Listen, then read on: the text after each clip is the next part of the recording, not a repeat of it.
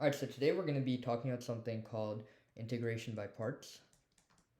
And this is yet another technique to solve integration problems.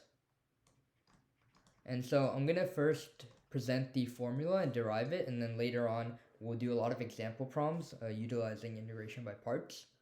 And so let's go back to the product rule to find derivatives. So we know that ddx of u times v, where u and v are different functions, is simply equal to u times dv over dx plus v times du over dx, right?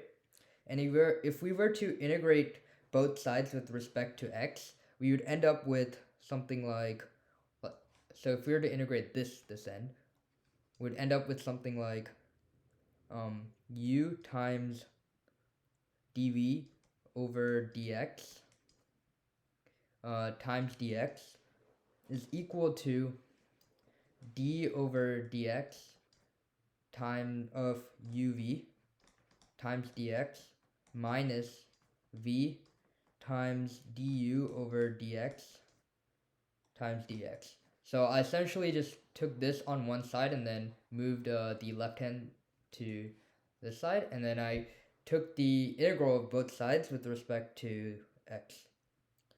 And this further simplifies, so I'm now simplifying the right hand side. This further simplifies to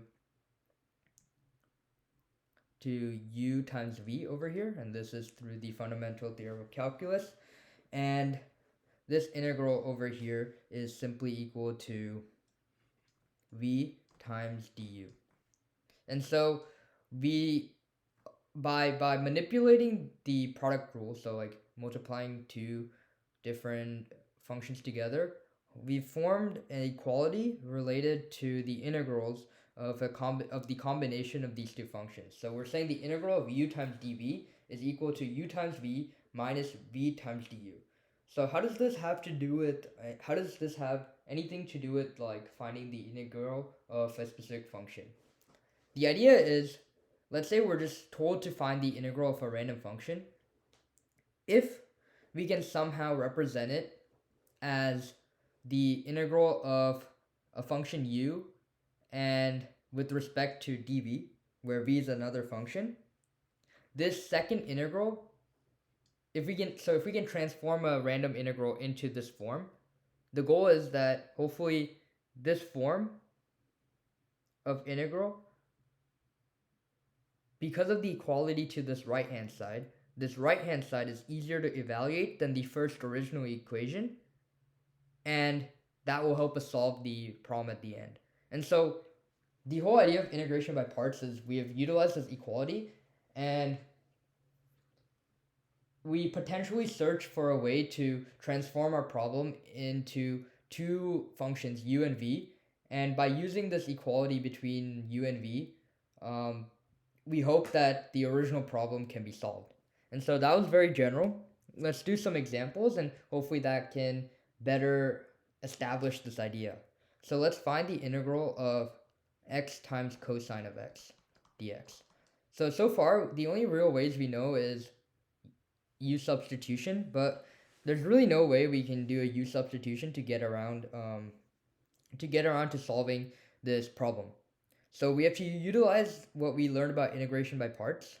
And let me just rewrite the formula of that we derived. We derived that u times dv, the integral of that, is equal to u times v minus v times du. So we have to choose a value to take on the function u, and we have to choose something that represents function v. And for now, let me just assume u is equal to x and dv is equal to cosine of x dx. So I'm rewriting this equation or this integral over here into the form u times dv, because we've derived what an equivalent form of u times dv is, and we're hoping that this equivalent form of u times dv is just easier to integrate than having to integrate x times cosine x, because right now we just don't know how to integrate x times cosine x. So that's what I've done. I've taken u as x, and then I've taken dv as cosine x times dx. And because of this equivalent form that we derived, we can rewrite this once we've made the substitutions as u, which is x, times v. And so since dv is equal to cosine x dx, we know that v is simply equal to sine x, right? So this is x times sine x minus the integral of v, which is sine x, times du. And since u is equal to x, du is simply equal to dx. And so we found du, and we know it's equal to dx, so we can put in dx over here. And we know that the integral of sine x is simply minus cosine x, and we have this minus in front of this.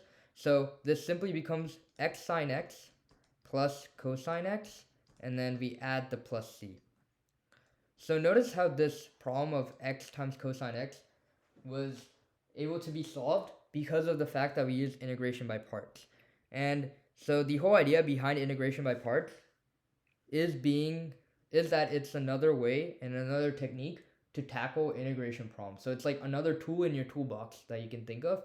And the whole problem is identifying what we can take as the value of u and what we can take as the value of dv, and then using this equality that we established to then re-express the original integral and solve it. So we took so in this case, I told you just to assume that u is equal to x and dv is equal to cosine x dx. And we could have chosen many other values of u and dv, but do all of those values lead to us being able to get a nice form over here that allows us to find the final integral? And so that's the question. So let's kind of explore that path. What if I took u is equal to cosine of x, and I took dv is equal to x dx, right? Now in this case, du is simply equal to minus sine x dx, and v is equal to x squared over 2. Now using the formula for integration by parts, v times u is equal to cosine x times x squared over 2, and then minus the integral of v, which is x squared over 2, and then du is simply equal to minus sine x dx. And then cleaning all of this up, I get cosine x squared over 2 plus the integral of x squared over 2 sine x dx. Now if you look at this is already like in closed form, but this integral over here, if we compare it to the original integral that we were trying to solve, which has a polynomial multiplied by a trigonometric function, we essentially just ended up with the same thing. We have this polynomial, and then we have this trigonometric function, right?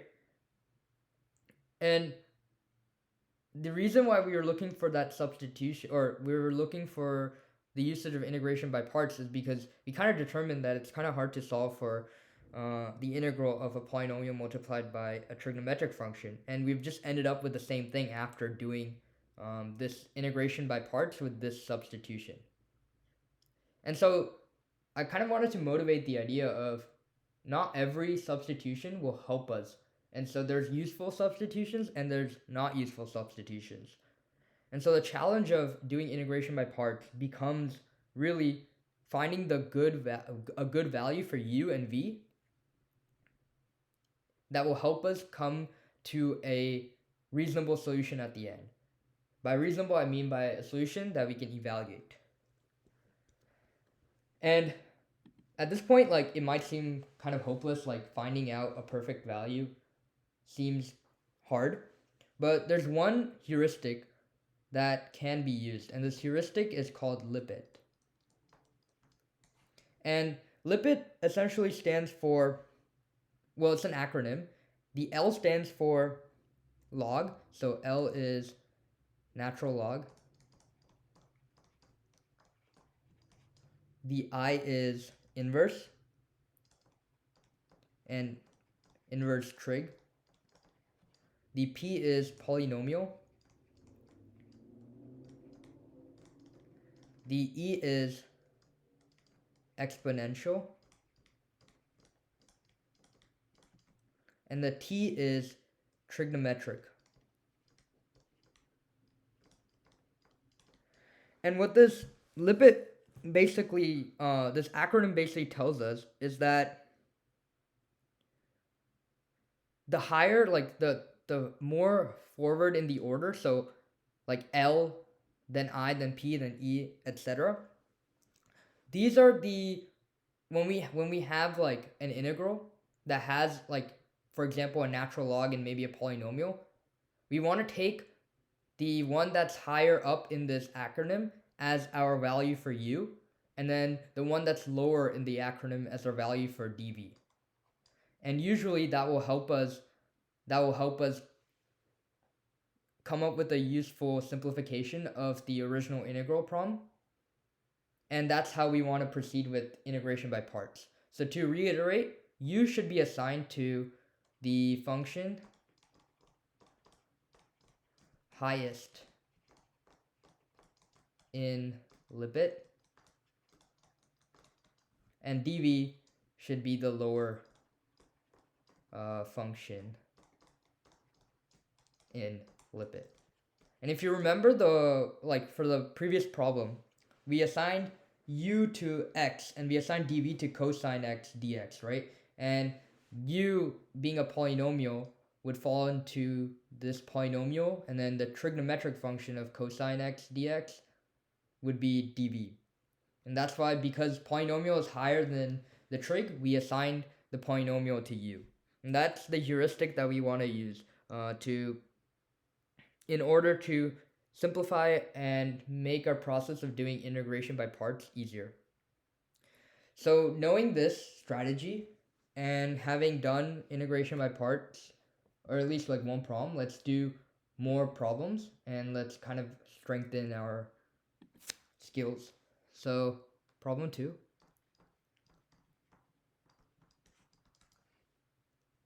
Find area bounded by y is equal to x times e to the minus x and x-axis from x equals 0 to x equals 3. So essentially, we have some curve that's going to be there, this x times e to the x. And actually it looks like this. We have that curve, and we want to find the area bounded by between 0 and 3. So that means that our integral that we're trying to solve for is 0 to 3 of x times e to the x dx. And so let's try to do this with integration by parts, because that seems like the only way to simplify this problem. And using LIPET, we want to assign u to x, and therefore du is simply equal to dx. And dv is equal to e to the minus x dx. Therefore, v is equal to minus e to the minus x. And so this original problem simply becomes u times v, which is x times minus e to the minus x, minus v, which is equal to minus e to the minus x times du, which is just dx. Simplifying this further, minus x times e to the minus x plus minus e to the minus x, plus e to the minus x dx. And then that evaluates to minus e to the minus x. And all of this is between 0 to 3. So we found the integral, and now we have to just evaluate between 0 to 3. And that becomes minus 3 times e to the minus 3 minus e to the minus 3. And then all of that is subtracted by minus 1. And so this over here becomes minus 4 e to the minus 3 plus 1. That is our final answer.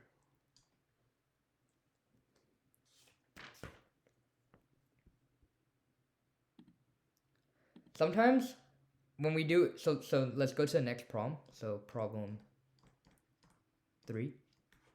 Sometimes we have to do integration by parts multiple times. So I'm just going to call this repeated use.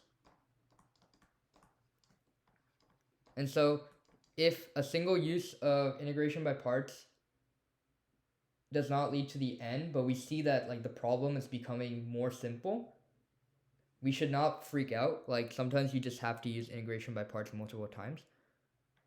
And one example is if you have x squared times e to the x and we want to evaluate it, LIPET tells us to assign u to x squared. Therefore, du is simply equal to 2x dx. V or dv is equal to e to the x dx, and therefore v is equal to e to the x. Now we can proceed. U times v is equal to x squared times e to the x minus v, which is e to the x, times du, which is 2x times dx. Cleaning this up, we get x squared minus e to the x minus 2 times the integral of e to the x times dx. So it seems like this integral, we will have to once again use integration by parts to manipulate it.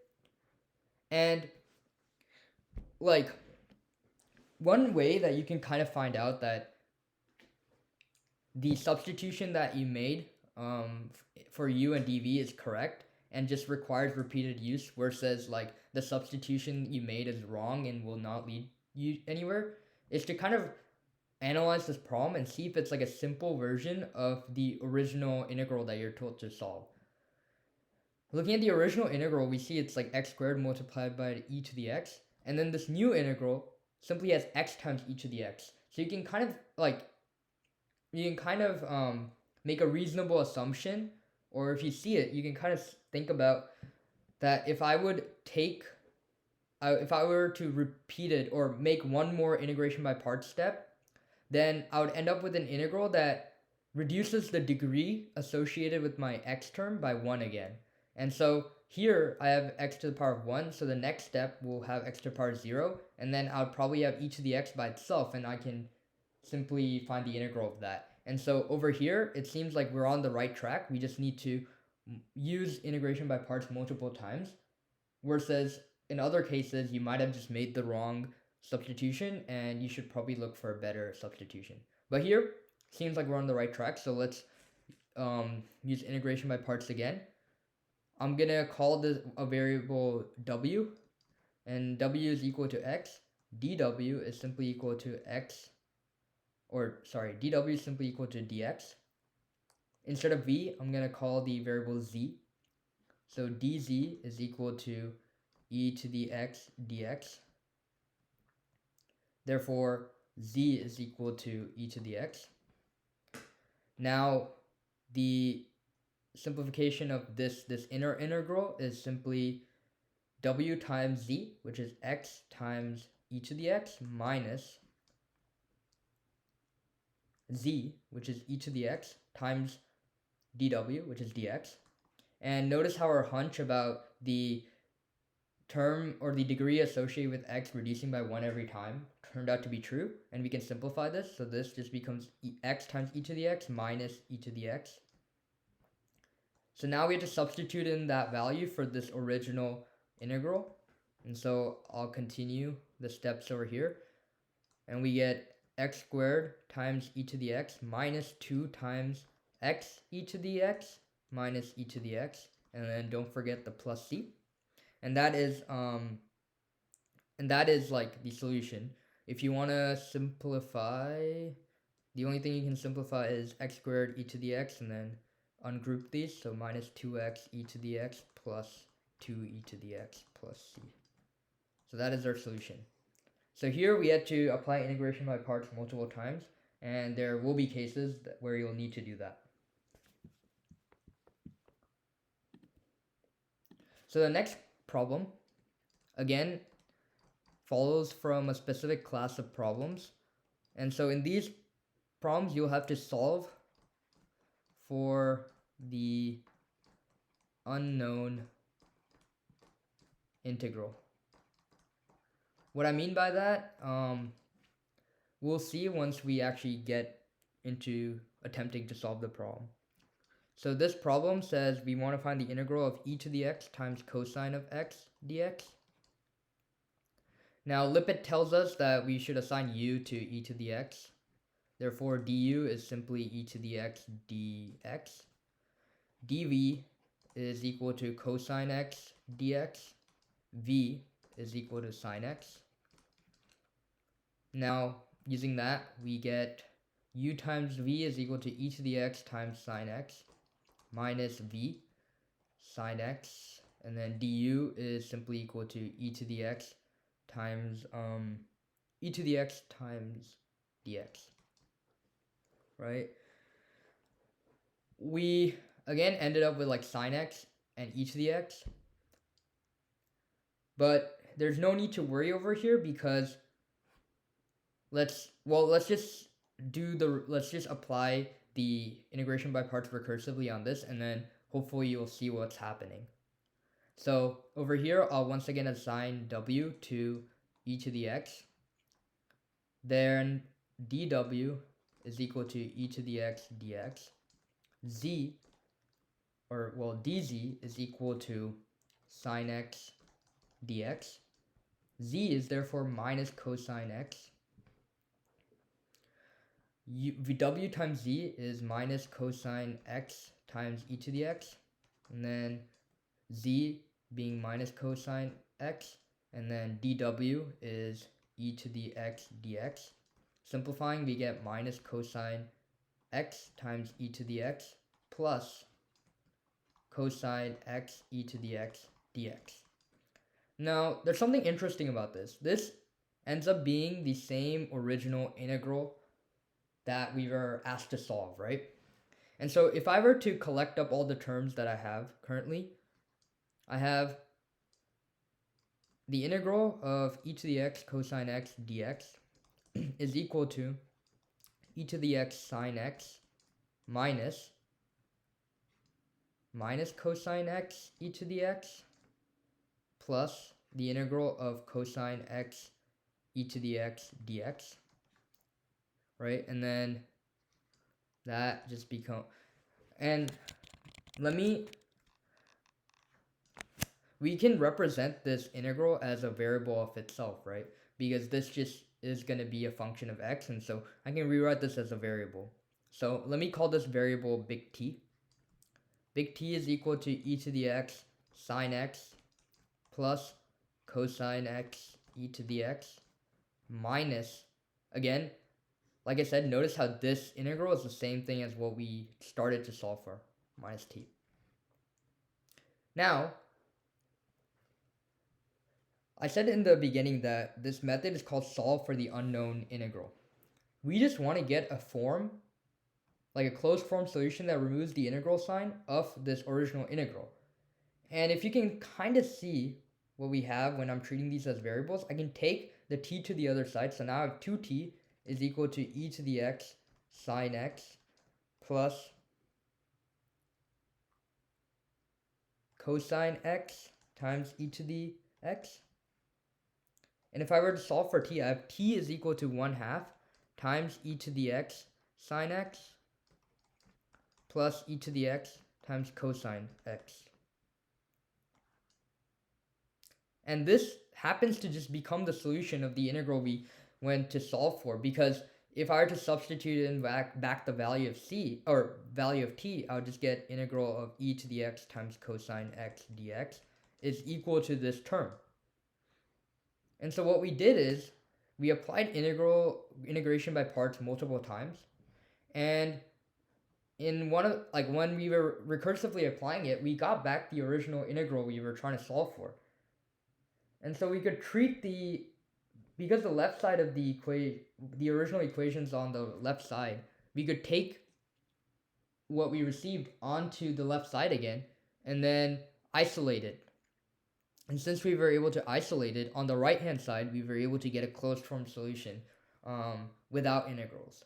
And that's the whole idea of solving for the unknown integral, is that sometimes when you do integration by parts, you'll get back the original integral. And once that happens, you can then solve for it by just treating that original integral as a variable itself, and then being able to treat or being able to isolate it and then find it in terms of the rest of the terms that you have arrived at.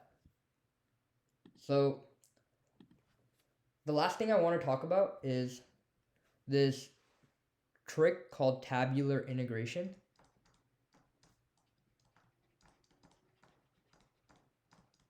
And tabular integration is basically a consequence of repeated use. So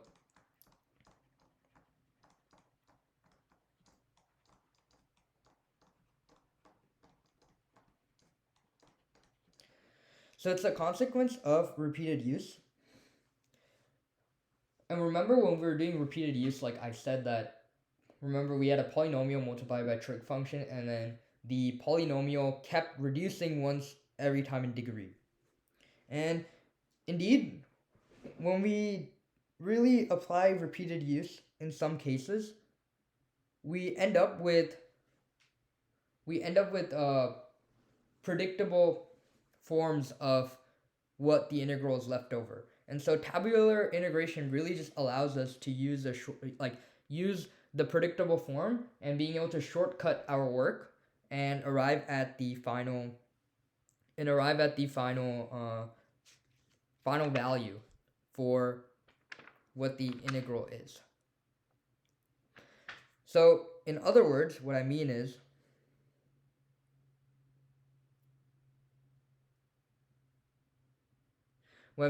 let's say we have an integral in the form of f of x times g of x times dx.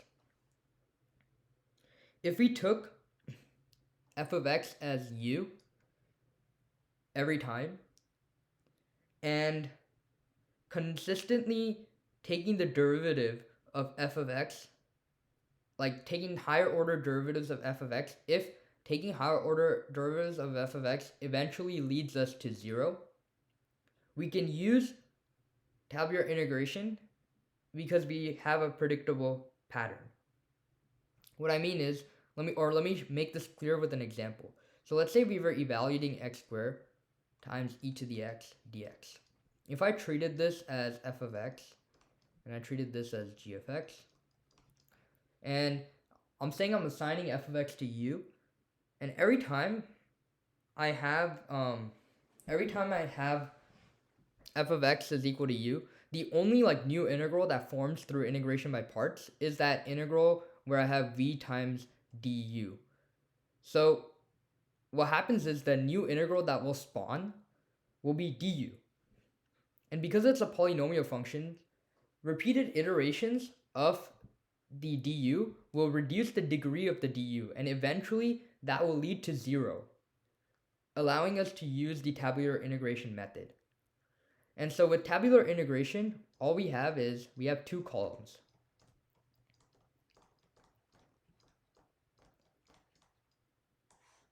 We have f of x, and in this column we derivate, and then we have g of x, and then in this column we integrate. And I said in this example, I'm making x squared being f of x, and we always want to choose f of x in a way that it goes down to 0. And I said e to the x will become g of x. So my original value for f of x is x squared. The next value, once I differentiate, will be 2x, then 2, then 0, and then everything after that will just be 0, so we'll stop after that. E to the x is our original value for our integral, and because it's an exponential function, it will always just remain e to the x. And then what I want to do is I want to draw an arrow from the first derivative to the second g of x in the column. And I just want to continually draw matching arrows until I reach 0, and then I don't draw any more arrows. And the first arrow is going to be associated with the plus sign, then we alternate signs. So the second one will have a negative sign, and then the last one will have, or in this case, the last one will have positive, but we keep going positive, negative until we reach the end. And then we combine these terms, and the plus just means that that's just the sign associated with the g of x term. And so the way we combine this is we take x squared and we multiply it by whatever value we have in the integration column for g of x. And so this is x squared, and this is e to the x, and e to the x will be associated with positive value. So then we'll have x squared times e to the x. The second term will be 2x times minus e to the x, because we have e to the x times -1. So think of this as think of like each value or like each combination as a product of three values. The value on the left column plus or minus, so it'll be like, so plus or minus just means like plus or -1. So we're multiplying the value in the left column, then we're multiplying it by plus or -1, and then we're multiplying it by the value of the third column, and that forms one term. So that's how I got x squared times e to the x. Then I got 2x times minus e to the x, and then our last term is simply 2 times e to the x. And we just sum up all of those terms, and that turns out to be, in this case, x squared times e to the x plus or minus e to the x times 2x plus 2 times e to the x, and then adding the plus c, that's the value of the integral. And so, like I mentioned before, the reason we can do this is because when we apply repeated use on this like specific family of functions, the values become predictable, and so the tabular integration method is just like an easy way to organize our work, and it helps us skip a lot of the calculation steps, because just by pattern matching, it will end up to follow this value. So just to hone this idea in, let's do one final problem that requires tabular integration.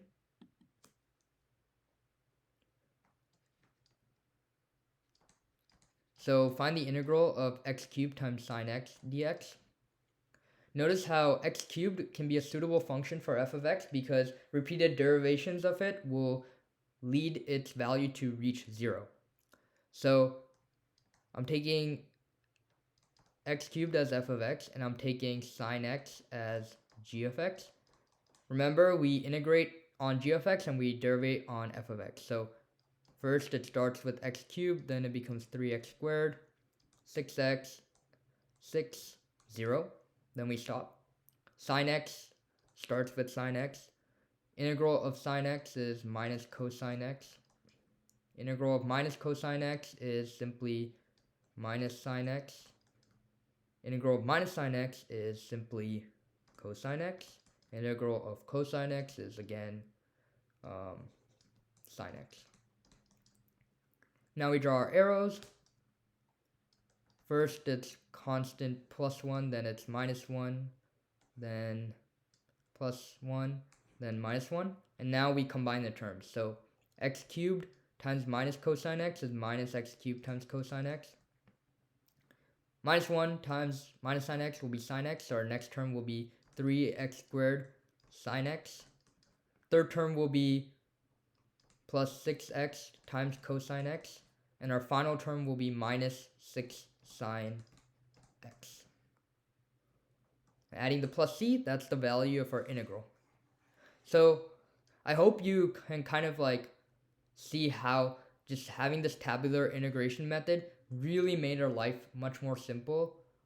Made our job much simpler, because we didn't have to go through the explicit work of doing repeated integration by parts, because that would have taken a lot more time and would be much more prone to errors. So whenever you see like the f of x function can go down to 0, you can kind of utilize this pattern of integration by parts to solve the integral. So yeah, today we kind of went over integration by parts, and we went over various flavors of integration by parts itself, and we went over like the LIPET method. And hopefully all of those methods can help you solve integrals. Integration by parts is not like a ends to solving all integrals. Like we also saw that sometimes it just doesn't work, but it is one other tool that can help you. And yeah, I hope it makes you solve more integration problems.